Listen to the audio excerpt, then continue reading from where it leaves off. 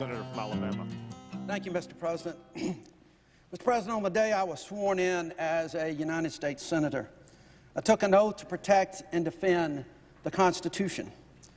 Just last month, at the beginning of the impeachment trial, I took a second oath to do fair and impartial justice, according to the same Constitution I swore to protect. As I took the oath and throughout the impeachment trial, I couldn't help but think of my father. As many of you know, I lost my dad over the holiday recess.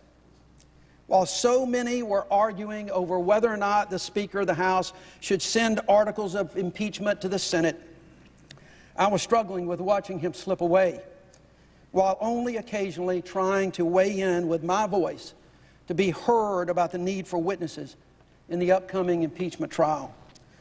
My dad was a great man, a loving husband, father, grandfather, and great-grandfather, who did his best to instill in me the values of right and wrong as I grew up in Fairfield, Alabama. He was also a fierce patriot who loved this country. Although fortunately he was never called on to do so, I firmly believe he would have placed his country even above his family, because he knew and understood fully what America and the freedoms and liberties that come with her mean to everyone in this great country, and significantly to people around the world.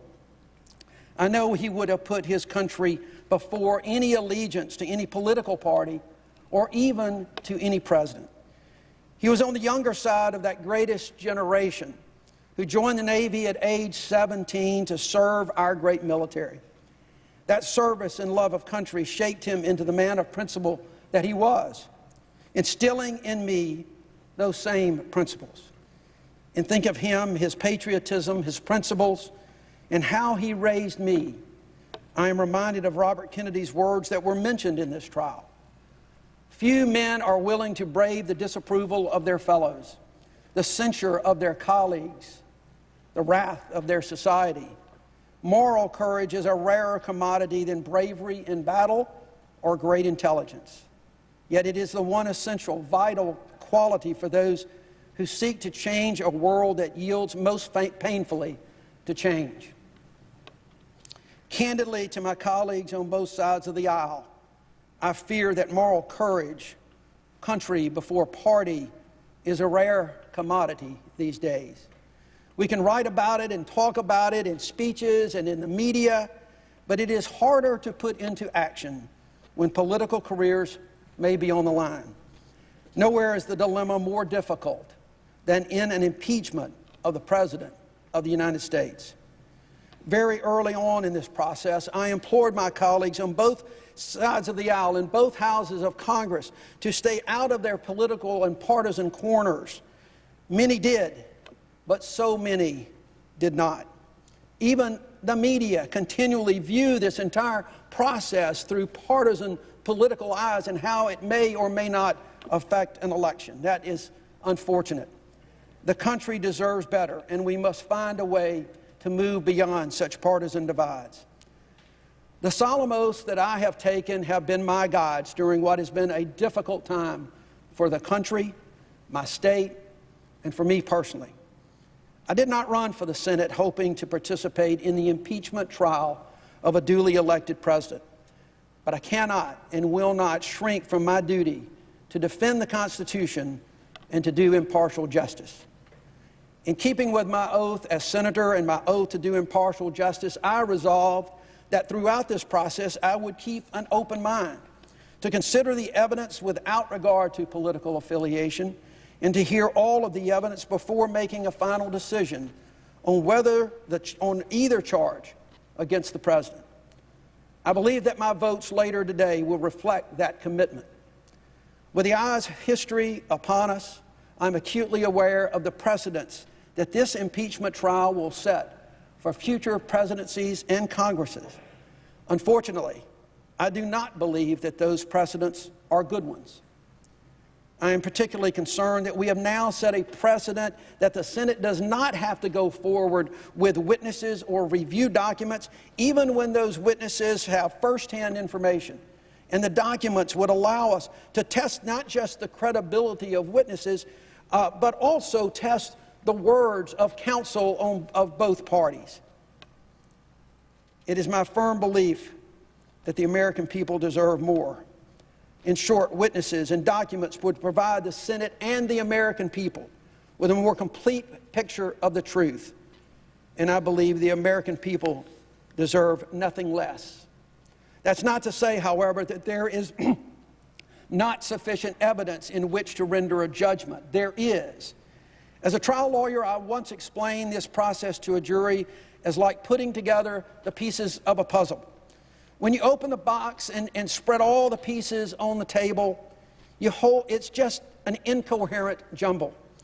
But one by one, you hold those pieces up, and you hold them next to each other and see what fits and what doesn't. And even if, as was often the case in my house growing up, you're missing a few pieces, even important ones, you more often than not see the picture.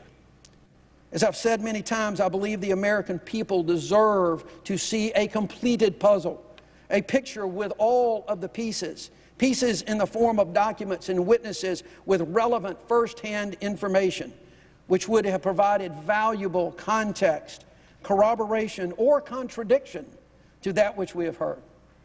But even with missing pieces, our common sense and life's experiences allow us to see the picture as it comes into full view. Throughout the trial, one piece of evidence continued to stand out for me. It was the President's statement that under the Constitution, we have Article 2 and I can do anything I want. That seems to capture this President's belief about the presidency, that he has unbridled power, unchecked by Congress or the judiciary or anyone else. That view, dangerous as it is, explains the President's actions toward Ukraine and Congress. The sum of what we've seen and heard is, unfortunately, a picture of a president who has abused the great power of his office for personal gain.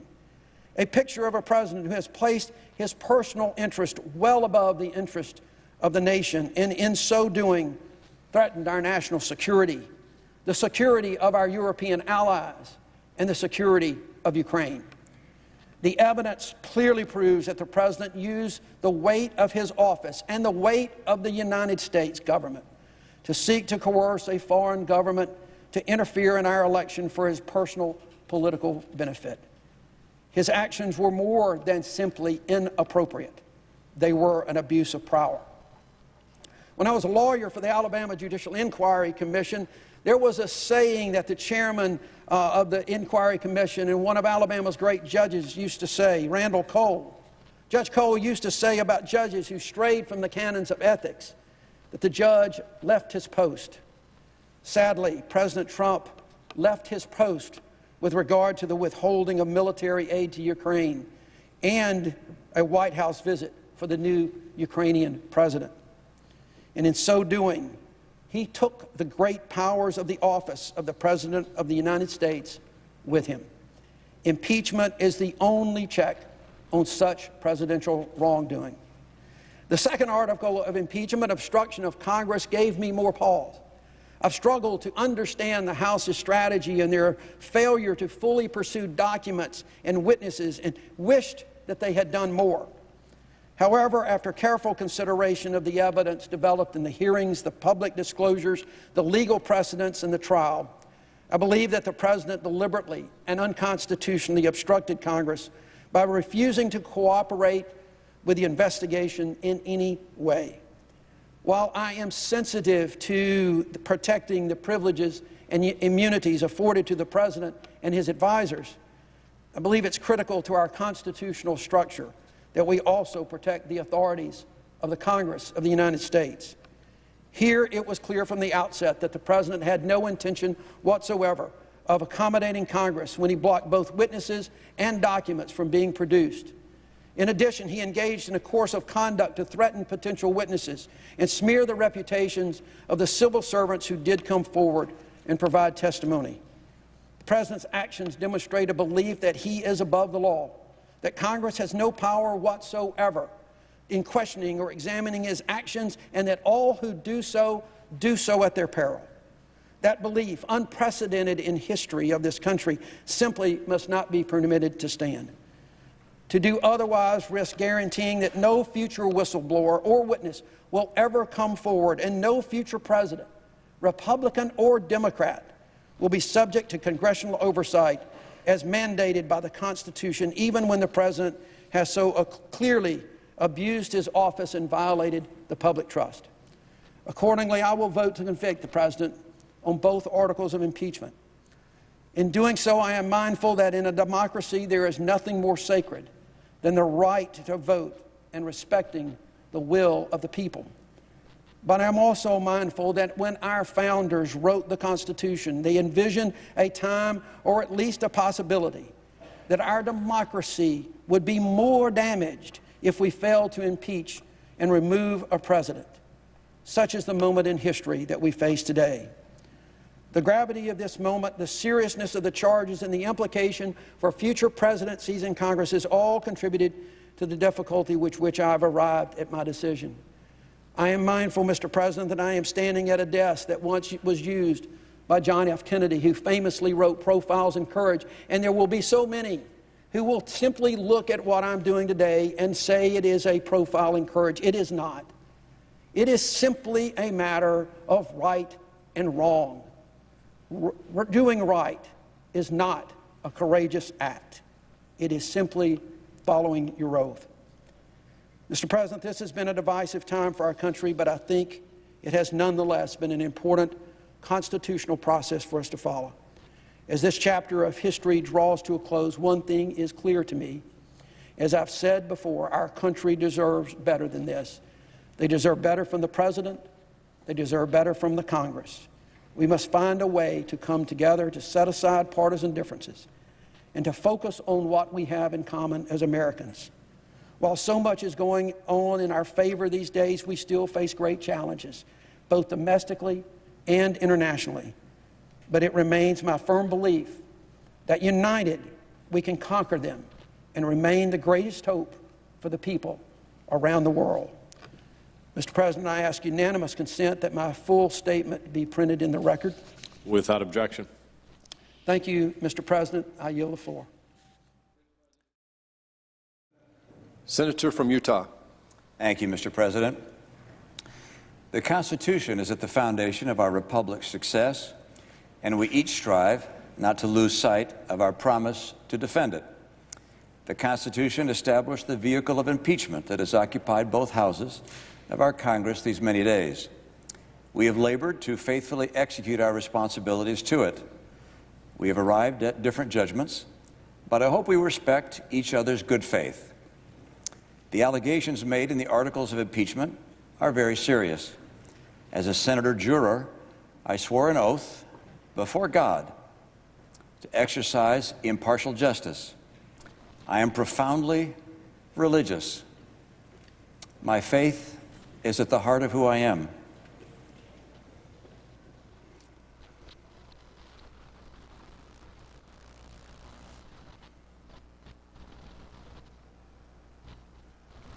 I take an oath before God as enormously consequential.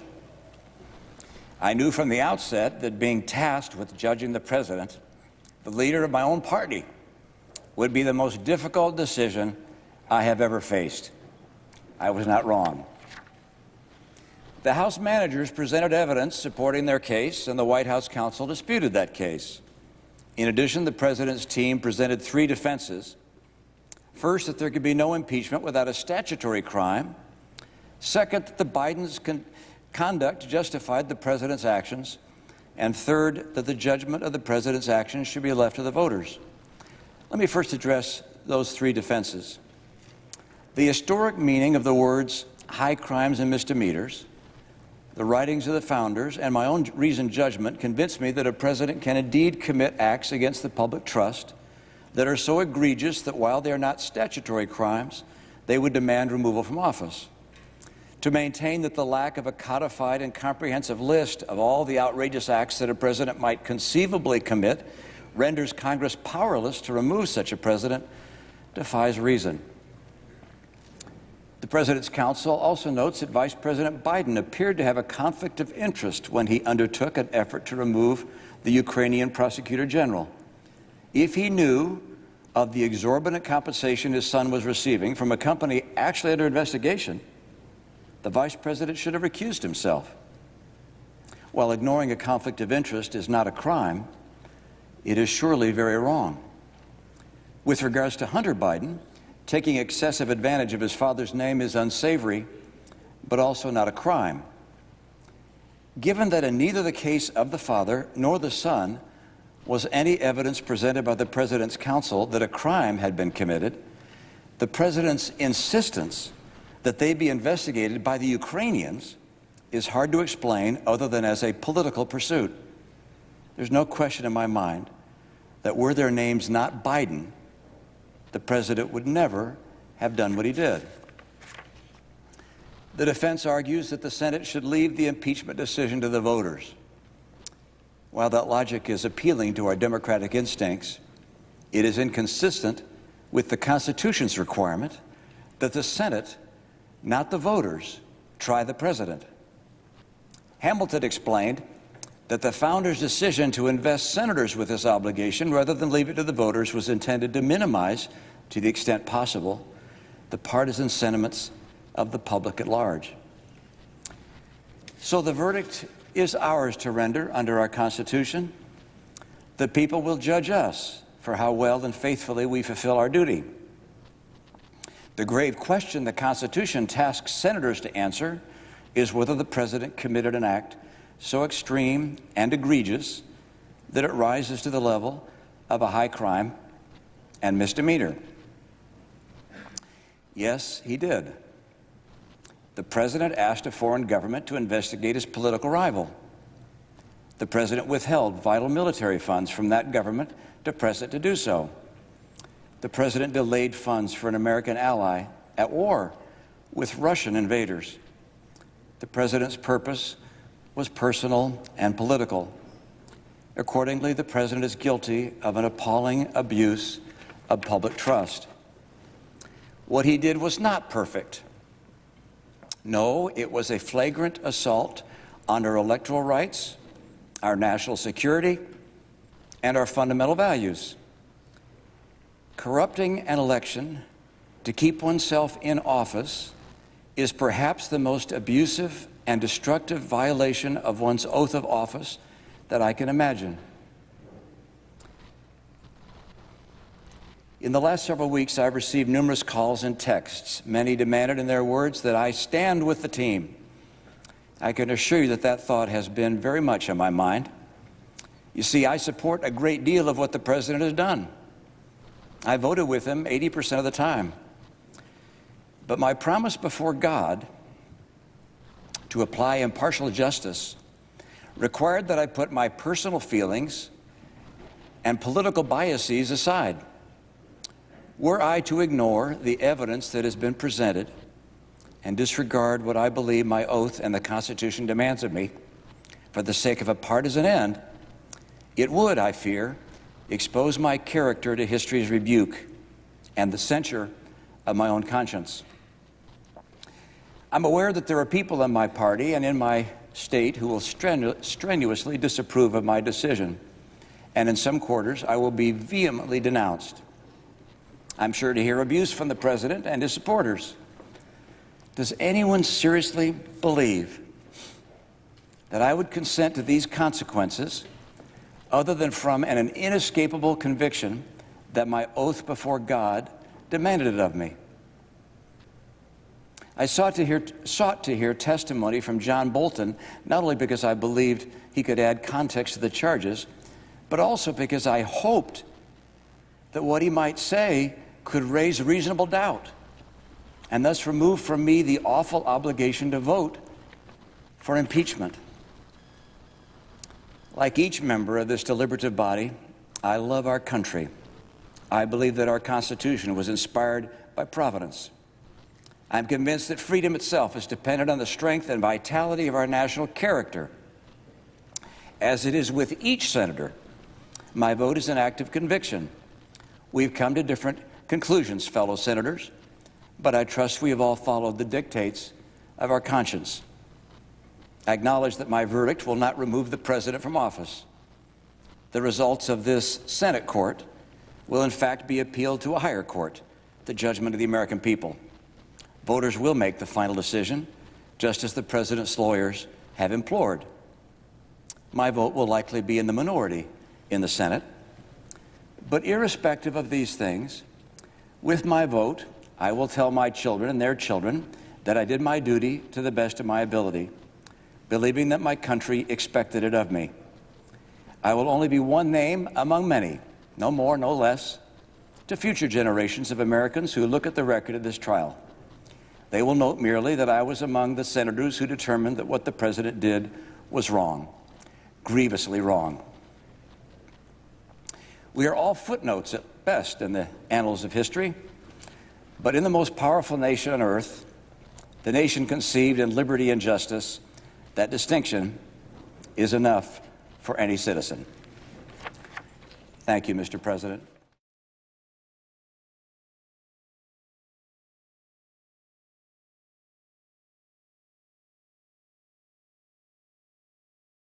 Are approved to date. The Deputy Sergeant at Arms will make the proclamation. Hear ye, hear ye.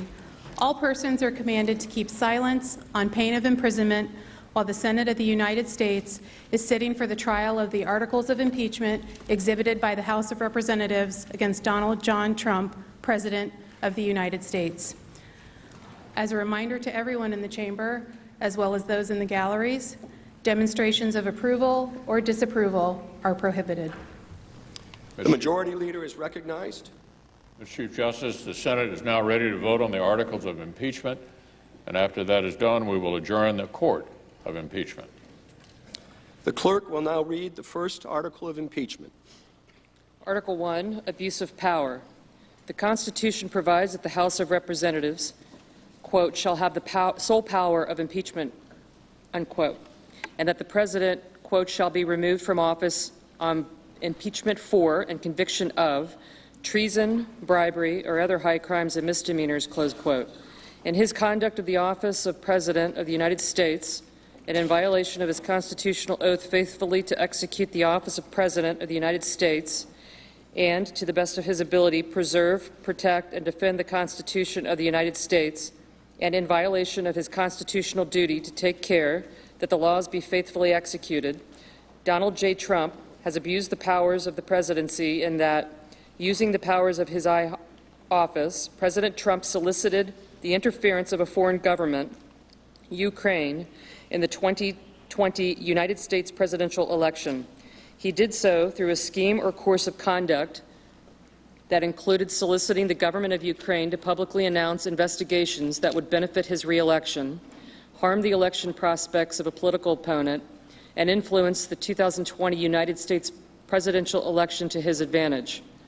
President Trump also sought to pressure the government of Ukraine to take these steps by conditioning official United States government acts of significant value to Ukraine on its public announcement of the investigations.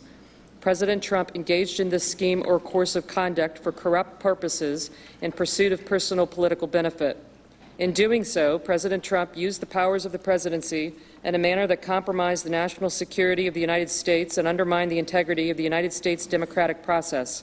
He thus ignored and injured the interests of the nation. President Trump engaged in this scheme or course of conduct through the following means. 1. President Trump, acting both directly and through his agents within and outside the United States government, corruptly solicited the government of Ukraine to publicly announce investigations into A, political opponent, former Vice President Joseph R. Biden Jr., and B, a discredited theory promoted by Russia alleging that Ukraine, rather than Russia, interfered in the 2016 United States presidential election. 2, with the same corrupt motives, President Trump, acting both directly and through his agents within the outside of the United States government, conditioned 2 official acts on the public announcements that he had requested. A, the release of $391 million of United States taxpayer funds that Congress had appropriated on a bipartisan basis for the purpose of providing vital military and security assistance to Ukraine to oppose Russian aggression, and which President Trump had ordered suspended. And B, a head of state meeting at the White House, which the President of Ukraine sought to demonstrate continued United States support for the government of Ukraine in the face of Russian aggression. 3. Faced with the public revelation of his actions, President Trump ultimately released the military and security assistance to the government of Ukraine and has persisted in openly and corruptly urging and soliciting Ukraine to undertake investigations for his personal political benefit. These actions were consistent with President Trump's previous invitations of foreign interference in United States elections. In all of this, President Trump abused the powers of the presidency by ignoring and injuring national security and other vital national interests to obtain an improper personal political benefit. He has also betrayed the nation by abusing his high office to enlist a foreign power in corrupting democratic elections. Wherefore, President Trump, by such conduct, has demonstrated that he will remain a threat to national security and the Constitution if allowed to remain in office, and has acted in a manner grossly incompatible with self-governance and the rule of law. President Trump thus warrants impeachment and trial, removal from office, and disqualification to hold and enjoy any office of honor, trust, or profit under the United States. Each senator, when his or her name is called, will stand in his or her place and vote guilty or not guilty as required by Rule 23 of the Senate Rules on Impeachment. Article 1, Section 3, Clause 6 of the Constitution, regarding the vote required for conviction on impeachment, provides that no person shall be convicted without the concurrence of 2/3 of the members present. The question is on the first article of impeachment. Senators, how say you? Is the respondent, Donald John Trump, guilty or not guilty? A roll call vote is required. The clerk will call the roll. Mr. Alexander. Not guilty. Mr. Alexander, not guilty. Ms. Baldwin. Guilty. Ms. Baldwin, guilty. Mr. Barrasso. Not guilty. Mr. Barrasso, not guilty. Mr. Bennett. Guilty. Mr. Bennett, guilty. Mrs. Blackburn. Not guilty. Mrs. Blackburn, not guilty. Mr. Blumenthal. Guilty. Mr. Blumenthal, guilty. Mr. Blunt. Not guilty. Mr. Blunt, not guilty. Mr. Booker. Guilty. Mr. Booker, guilty. Mr. Bozeman. Not guilty. Mr. Bozeman, not guilty. Mr. Braun. Not guilty. Mr. Braun, not guilty. Mr. Brown. Guilty. Mr. Brown, guilty. Mr. Burr. Not guilty. Mr. Burr, not guilty. Ms. Cantwell. Guilty. Ms. Cantwell, guilty. Mrs. Capito. Mrs. Capito, not guilty. Mr. Cardin. Mr. Cardin, guilty. Mr. Carper. Mr. Carper, guilty. Mr. Casey. Mr. Casey, guilty. Mr. Cassidy. Mr. Cassidy, not guilty. Ms. Collins. Ms. Collins, not guilty. Mr. Coons. Mr. Coons, guilty. Mr. Cornyn. Mr. Cornyn, not guilty. Ms. Cortez Masto. Ms. Cortez Masto, guilty. Mr. Cotton. Not guilty. Mr. Cotton, not guilty. Mr. Kramer. Mr. Kramer, not guilty. Mr. Crapo. Mr. Crapo, not guilty. Mr. Cruz. Mr. Cruz, not guilty. Mr. Daines. Mr. Daines, not guilty. Ms. Duckworth. Ms. Duckworth, guilty. Mr. Durbin. Mr. Durbin, guilty. Mr. Enzi. Mr. Enzi, not guilty. Ms. Ernst. Ms. Ernst, not guilty. Mrs. Feinstein. Mrs. Feinstein, guilty. Mrs. Fisher. Mrs. Fisher, not guilty. Mr. Gardner. Mr. Gardner, not guilty. Mrs. Gillibrand. Mrs. Gillibrand, guilty. Mr. Graham. Mr. Graham, not guilty. Mr. Grassley. Mr. Grassley, not guilty. Ms. Harris. Ms. Harris, guilty. Ms. Hassan. Ms. Hassan, guilty. Mr. Hawley. Mr. Hawley, not guilty. Mr. Heinrich. Mr. Heinrich, guilty. Ms. Hirono. Ms. Hirono, guilty. Mr. Hoven. Mr. Hoven, not guilty. Mrs. Hyde-Smith. Not guilty. Mrs. Hyde-Smith, not guilty. Mr. Inhofe. Mr. Inhofe, not guilty. Mr. Johnson. Mr. Johnson, not guilty. Mr. Jones.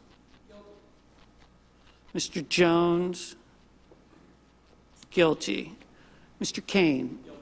Mr. Kane, guilty. Mr. Kennedy. Mr. Kennedy, not guilty. Mr. King. Mr. King, guilty. Ms. Klobuchar. Ms. Klobuchar, guilty. Mr. Langford. Mr. Langford, not guilty. Mr. Leahy. Mr. Leahy, guilty. Mr. Lee. Mr. Lee, not guilty. Mrs. Loeffler. Mrs. Loeffler, not guilty. Mr. Manchin.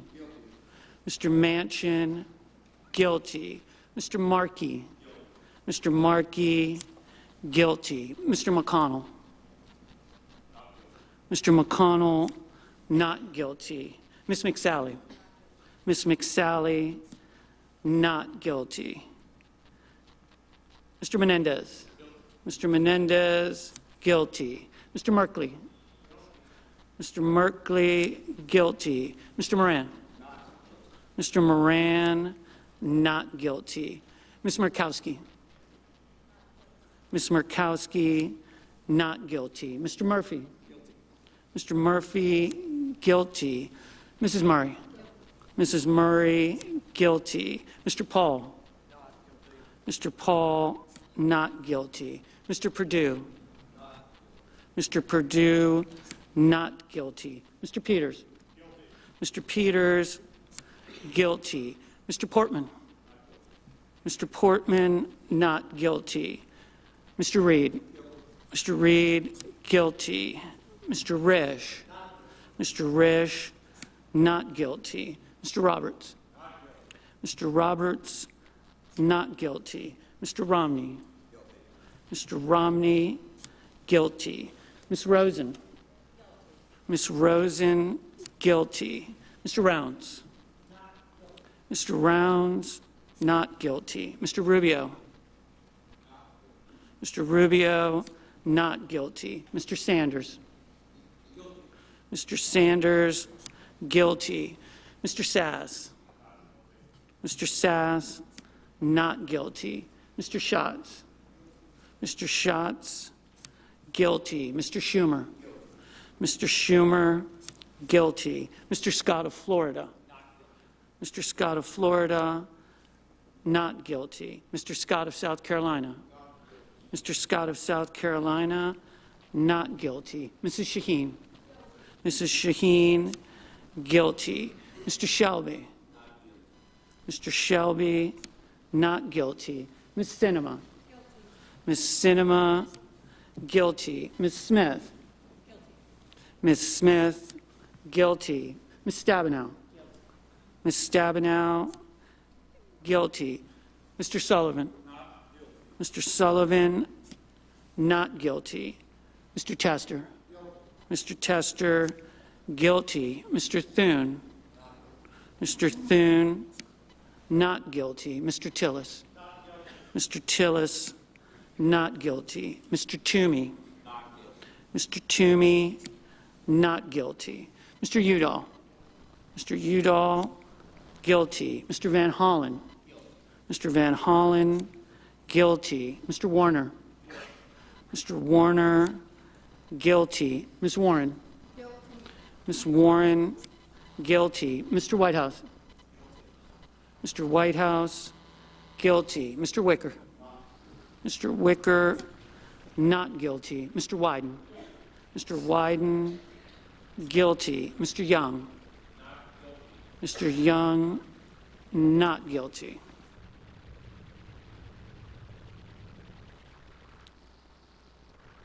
In this article of impeachment, 48 senators have pronounced Donald John Trump, President of the United States, guilty as charged. 52 senators have pronounced him not guilty as charged. Two-thirds of the senators present not having pronounced him guilty, the Senate adjudges that the respondent, Donald John Trump, President of the United States, is not guilty as charged in the first article of impeachment. The clerk will read the second article of impeachment.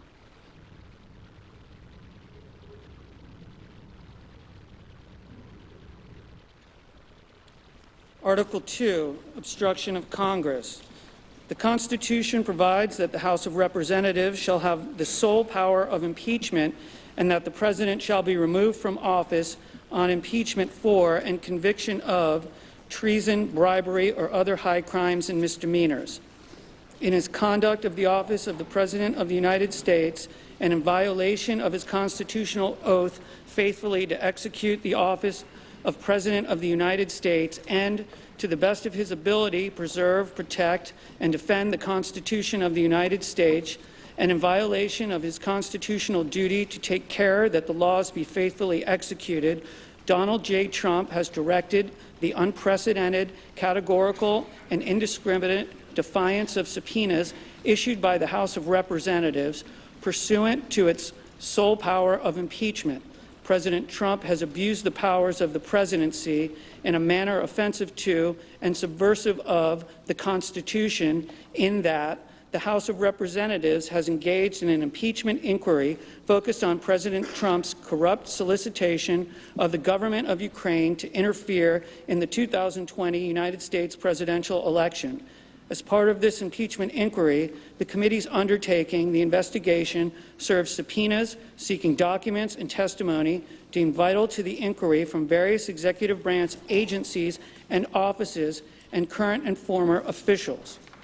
In response, without lawful cause or excuse, President Trump directed executive branch agencies, offices, and officials not to comply with those subpoenas.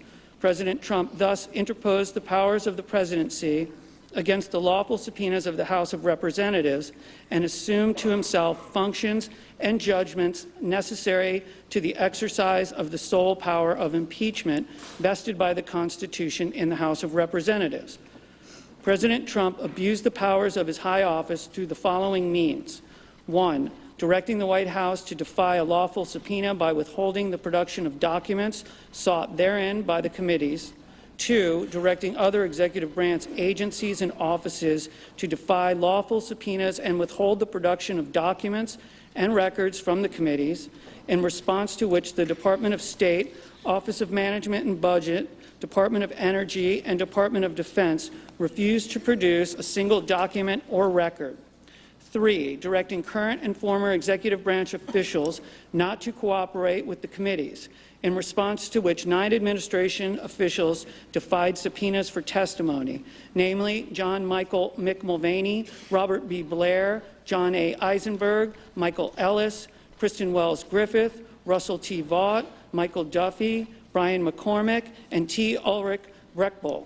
These actions were consistent with President Trump's previous efforts to undermine United States government investigations into foreign interference in United States elections. Through these actions, President Trump sought to arrogate to himself the right to determine the propriety, scope, and nature of an impeachment inquiry into his own conduct, as well as the unilateral prerogative to deny any and all information to the House of Representatives in the exercise of its sole power of impeachment. In the history of the Republic, no president has ever ordered the complete defiance of an impeachment inquiry or sought to obstruct and impede so comprehensively the ability of the House of Representatives to investigate high crimes and misdemeanors. This abuse of office served to cover up the president's own repeated misconduct and to seize and control the power of impeachment, and thus to nullify a vital constitutional safeguard vested solely in the House of Representatives. In all of this, President Trump has acted in a manner contrary to his trust as president and subversive of the constitutional government, to the great prejudice of the cause of law and justice, and to the manifest injury of the people of the United States.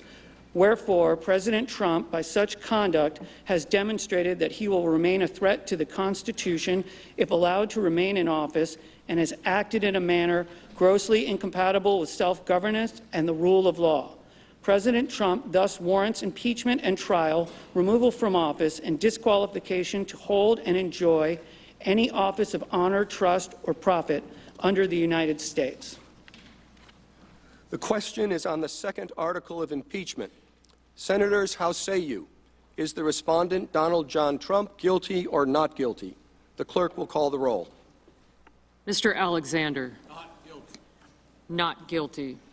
Ms. Baldwin. Guilty. Mr. Barrasso. Not guilty. Mr. Bennett. Guilty. Mrs. Blackburn. Not guilty. Mr. Blumenthal. Guilty. Mr. Blunt. Not guilty. Mr. Booker. Guilty. Mr. Bozeman. Not guilty. Mr. Braun. Not guilty. Mr. Brown. Guilty. Mr. Burr.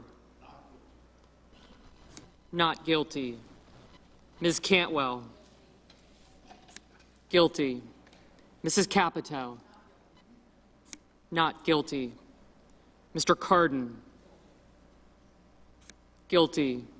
Mr. Carper. Guilty. Mr. Casey. Guilty. Mr. Cassidy. Not guilty. Ms. Collins.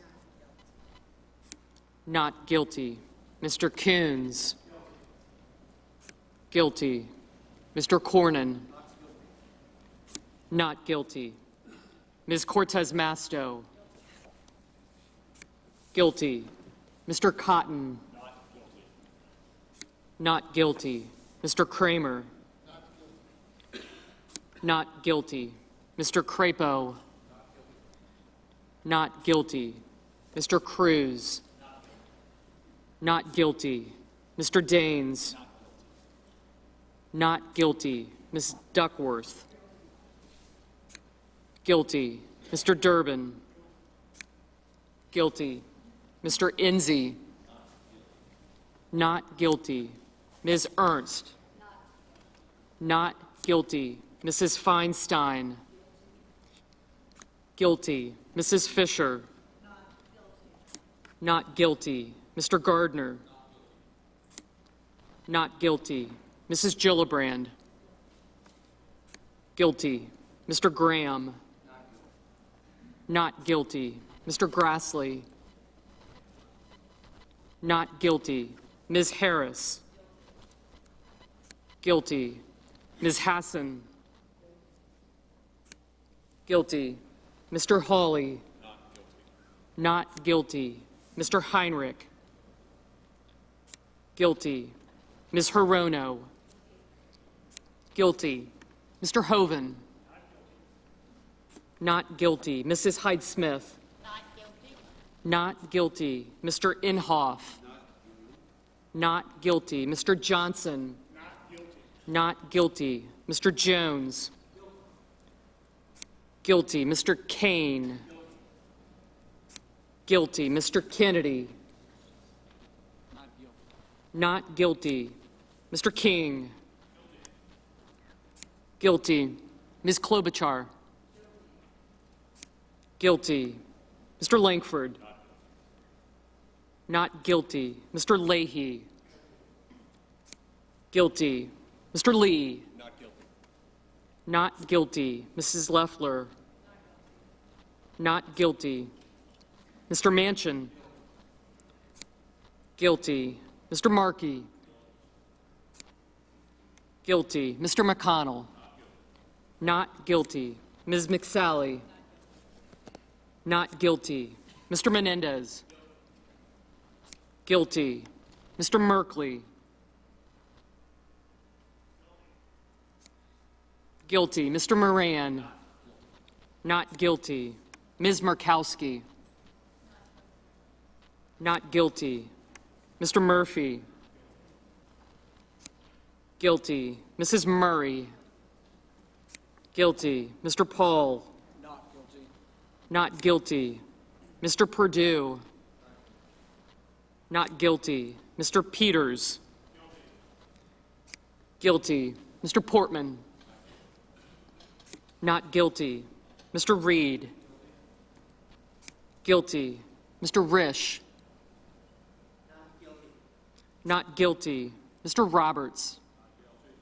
Not guilty. Mr. Romney. Not guilty. Ms. Rosen. Guilty. Mr. Rounds. Not guilty. Mr. Rubio. Not guilty. Mr. Sanders. Guilty. Mr. Sass. Not guilty. Mr. Schatz. Guilty. Mr. Schumer. Guilty. Mr. Scott of Florida.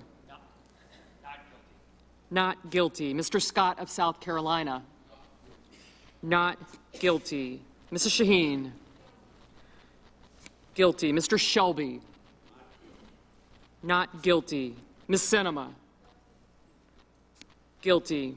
Ms. Smith. Guilty. Ms. Stabenow. Guilty. Mr. Sullivan. Not guilty. Mr. Tester. Guilty. Mr. Thune. Not guilty. Mr. Tillis. Not guilty. Mr. Toomey. Not guilty. Mr. Udall. Guilty. Mr. Van Hollen. Guilty. Mr. Warner. Guilty. Ms. Warren. Guilty. Mr. Whitehouse. Guilty. Mr. Wicker. Not guilty. Mr. Wyden. Guilty. Mr. Young. Not guilty.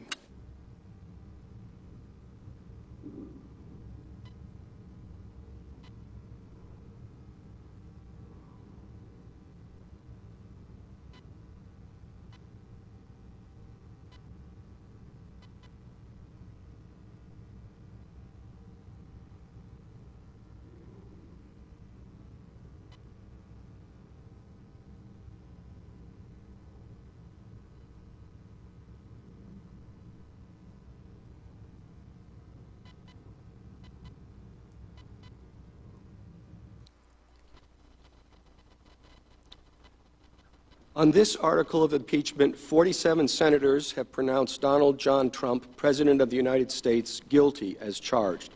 53 senators have pronounced him not guilty as charged.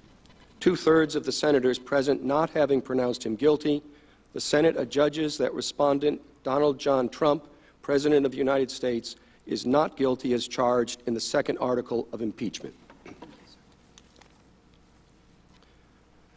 The presiding officer directs judgment to be entered in accordance with the judgment of the Senate as follows. The Senate, having tried Donald John Trump, President of the United States, upon two articles of impeachment exhibited against him by the House of Representatives, and two-thirds of the senators present not having found him guilty of the charges contained therein, it is, therefore, ordered and adjudged that the said Donald John Trump be, and he is hereby, acquitted of the charges in said articles. Mr. Chief Justice, The Majority Leader is recognized. I send an order to the desk. The clerk will report. Ordered that the Secretary be directed to communicate to the Secretary of State, as provided by Rule 23 of the Rules of Procedure and Practice in the Senate when sitting on impeachment trials, and also to the House of Representatives, the judgment of the Senate in the case of Donald John Trump, and transmit a certified copy of the judgment to each. Without objection, the order will be entered.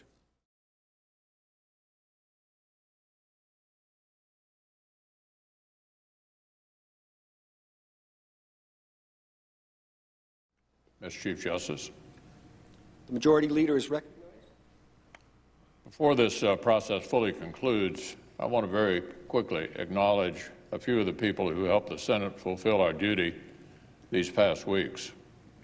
First and foremost, I know my colleagues join me in thanking Chief Justice Roberts for presiding over the Senate trial with a clear head, steady hand, and the forbearance that this rare occasion demands.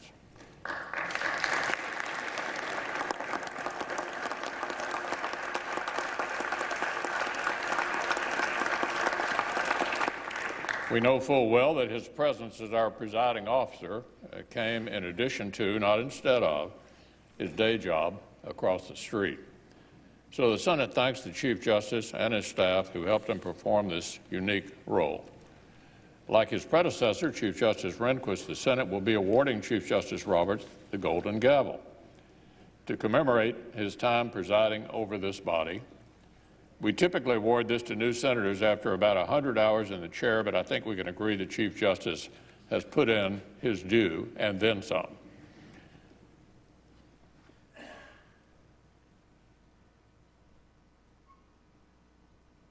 Page is delivering the gavel.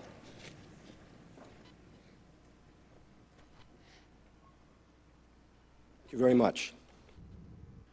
Of course, there are countless Senate professionals whose efforts were essential. I'll have more thorough thanks to offer next week to all of those teams, from the Secretary of the Senate's office to the parliamentarians, to the Sergeant at Arms team, and beyond. But there are two more groups I'd like to single out now. First, the two different classes of Senate pages who participated in this trial. Their footwork and cool under pressure literally kept the floor running. Our current class came on board right in the middle of the third presidential impeachment trial in American history and quickly found themselves hand-delivering 180 question cards from senators' desks to the dais. No pressure, right, guys? So thank you all very much for your good work.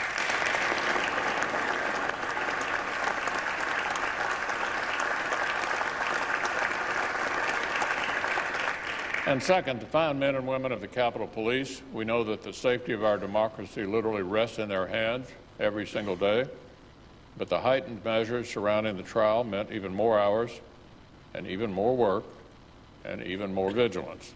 Thank you all very much for your service to this body and to the country.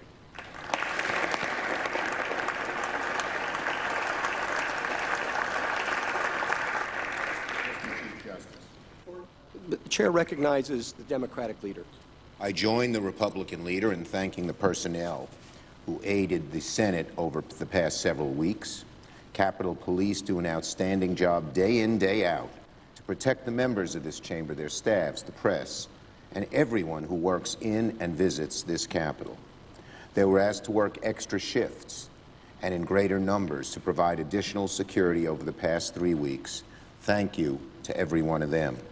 I, too, would like to thank those wonderful pages. I so much enjoyed you with your serious faces walking down right here and giving the Chief Justice our questions.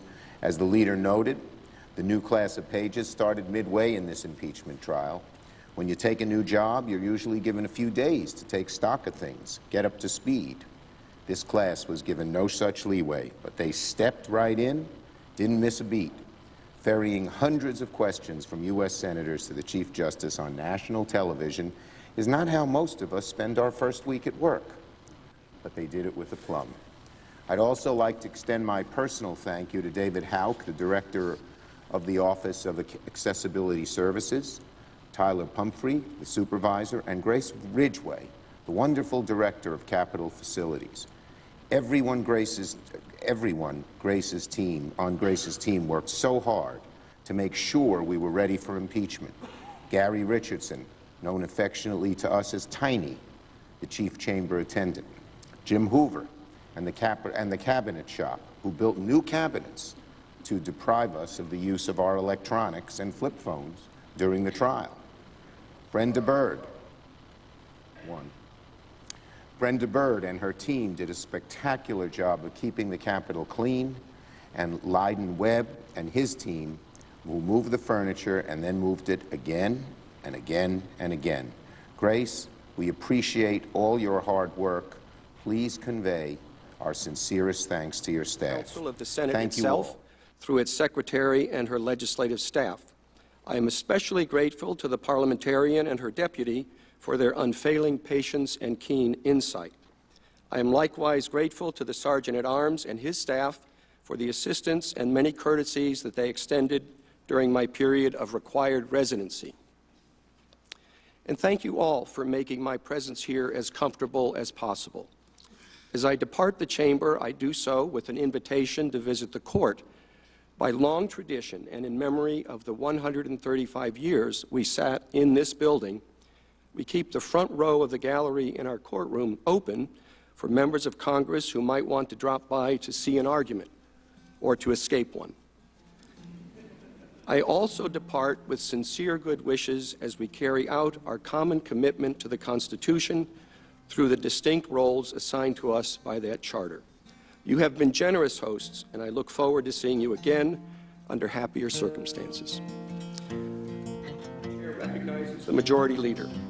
I move that the Senate, sitting as a court of impeachment on the articles against Donald John Trump, adjourn, sine die. Without objection, the motion is agreed to. The Senate, sitting as a court of impeachment, stands adjourned, sine die.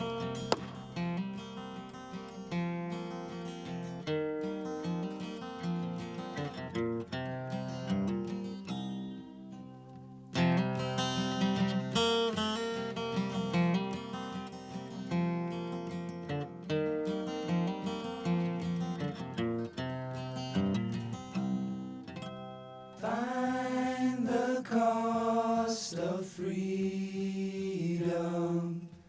buried in the ground. Mother Earth will swallow you. Lay your body down. Find the cost of freedom.